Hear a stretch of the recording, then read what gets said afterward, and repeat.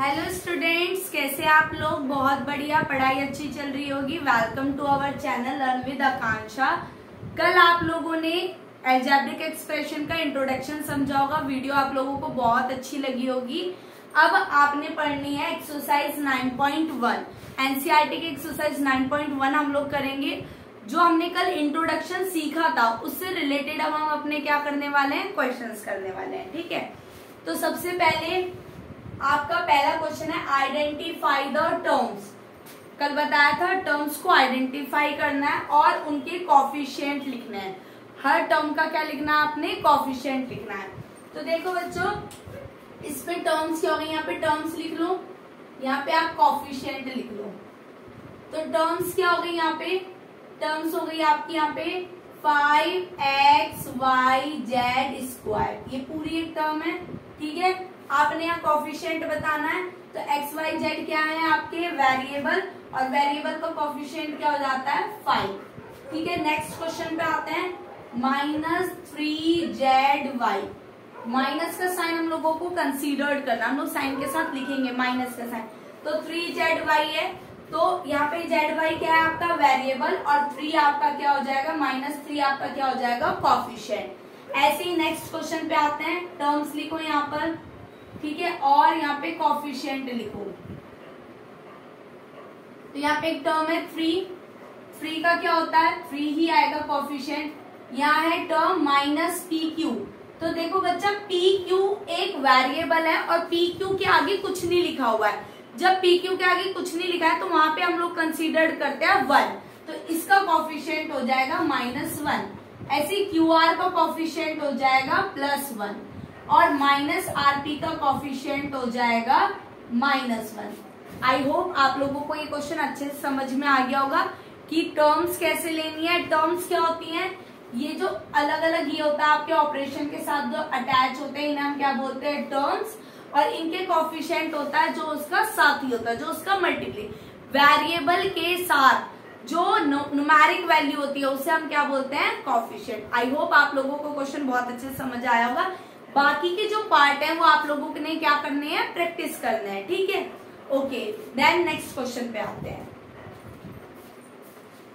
हम लोग अपने नेक्स्ट क्वेश्चन पे आते हैं।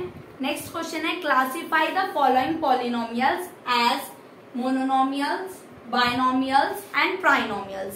तो कल मैंने आपको इंट्रोडक्शन में बताया था कि हम लोग सिंगल टर्म वाले को मोनोनोमियल कहते हैं। दो टर्म्स, जिस क्वेश्चन में 2 टर्म्स है बाइनोमियल, जिस क्वेश्चन में 3 टर्म्स है ट्राइनोमियल, और 3 से अबव जो आती हैं 4 या 4 से अबव, उसे हम लोग क्या बोलते हैं, पॉलिनोमियल। तो आओ अपने क्वेश्चंस को करते हैं। देखो बच्चा, पहले है आपको पहला क्वेश्चन है x + y। तो आप देखो x इज एक term, y is second term. तो यहाँ पे कितनी टर्म्स हो गई, 2। तो इसका आंसर आपका हो गया बायनोमियल। क्या हो गया, बायनोमियल। ठीक है, उसके बाद अगले क्वेश्चन पे आओ। 1 2 3 4 कितनी टर्म्स है इसमें, 4 टर्म्स है। तो इसे हम लोग फिट करेंगे पॉलिनोमियल में। ठीक है, उसके बाद आपके पास आता है PQR।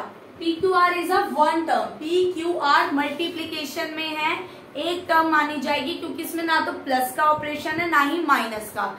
ठीक है, तो प्लस और माइनस वाले ऑपरेशन नहीं है। PQR एक टर्म है, इकलौती सिंगल टर्म है, इसलिए इसे हम बोलेंगे मोनोनोमियल। क्या बोलेंगे, मोनोनोमियल। ठीक है, उसके बाद 5x एक टर्म, 4y दूसरी टर्म, 3xy 3 टर्म। तो इस क्वेश्चन में कितनी टर्म्स आई है बच्चों, 3 टर्म्स आई है। तो इसे हम लोग बोलेंगे ट्राइनोमियल। क्या बोलेंगे, ट्राइनोमियल। आई होप आप लोगों को ये क्वेश्चन क्लैरिफाई हो गए। वैसे भी मस्त तरीके से क्लैरिफाई हो रहे होंगे क्योंकि हमने इंट्रोडक्शन में ये सब चीजें पढ़ ली है। ठीक है, आओ नेक्स्ट क्वेश्चन करते हैं। अब हम लोग अपना नेक्स्ट क्वेश्चंस करते हैं। यहाँ पर हम लोगों को करनी है एडिशन। Add the following. ये आप लोगों को पॉलिनोमियल्स दिए हैं, इनको आपने क्या करना है, ऐड। हम लोगों ने इंट्रोडक्शन में सीख लिया था, अब क्वेश्चंस के अकॉर्डिंग करते हैं। और बच्चों देखो, मैं सारे क्वेश्चंस आप लोगों को नहीं कराती हूँ, तो आप लोग जो क्वेश्चन रह जाते हैं उन्हें खुद से प्रैक्टिस करिए। अगर आपको नहीं आता तो प्लीज कमेंट बॉक्स में आप लोग डालिए कि हमें ये वाला क्वेश्चन आप एक्सप्लेन करो। ठीक है, तो यहाँ पर हम लोगों ने क्या करना है, ऐड। तो मैंने कल आप लोगों को बताई थी लाइक टर्म्स।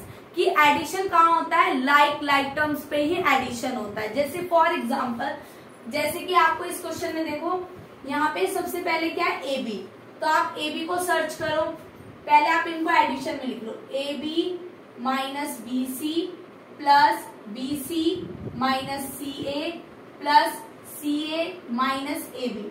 तो बच्चों ये दो तरह के मेथड होते हैं एडिशन करने के लिए। एक होता है आपका हॉरिजॉन्टल मेथड जो मैं ये करा रही हूँ, नेक्स्ट क्वेश्चन में मैं कराऊंगी कॉलम मेथड। तो जो भी आपको मेथड इजी लगे आप उस हिसाब से उस क्वेश्चन को सॉल्व करना, ठीक है। तो यहाँ पर देखो सबसे पहला मेरा क्या है, ए बी, तो मुझे ए बी की तरह ही लाइक टर्म्स चाहिए। तो ए बी कहाँ है, ये दिया हुआ है, ठीक है।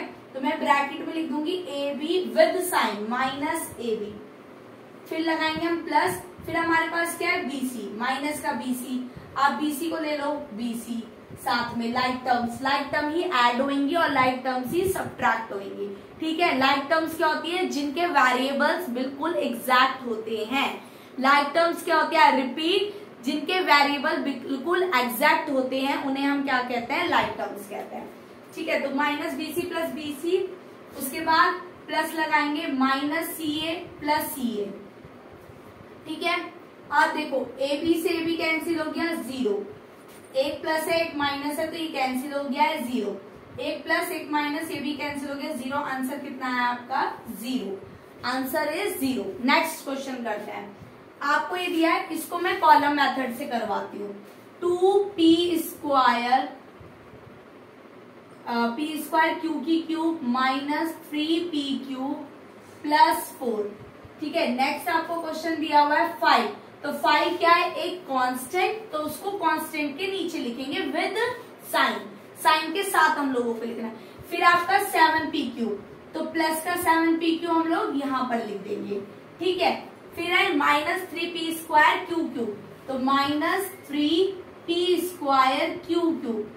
अब यहाँ पे आप लोग लिख दो इसको ब्रैकेट में इसलिए लिख रही हूँ क्योंकि यहाँ पे हम लोगों ने क्या करना है, एडिशन, और जो आपका पहला नंबर है वो है माइनस में, ठीक है।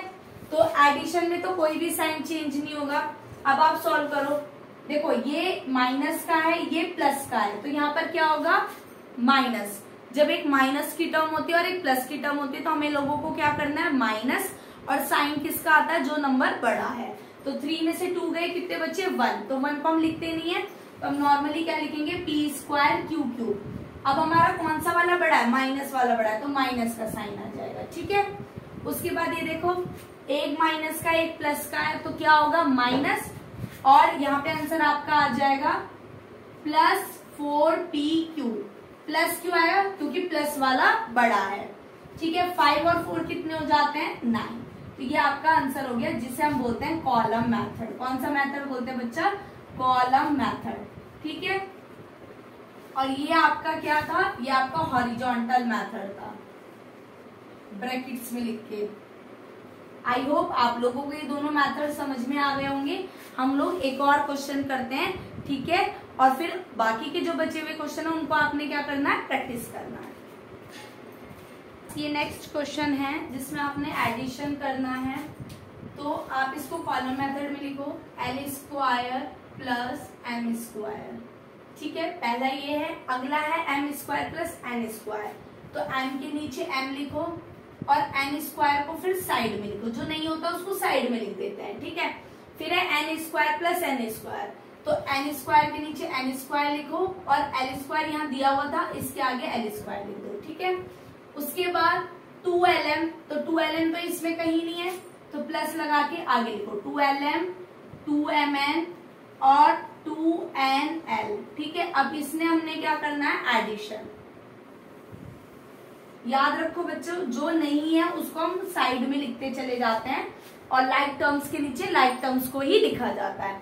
तो एल स्क्वायर कितना हो गया, 2l स्क्वायर, ठीक है। एम स्क्वायर क्या हो गया, 2m स्क्वायर।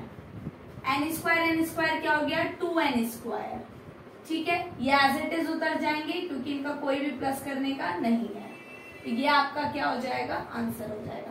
आई होप आप लोगों को एडिशंस करने बहुत अच्छे से आ गए होंगे। बस रिमेम्बर वन थिंग कि लाइक टर्म को लाइक टर्म के साथ ही आपने ऐड और सब्ट्रैक्ट करना है। आगे हम अपना सब्ट्रैक्शन करते हैं, ठीक है।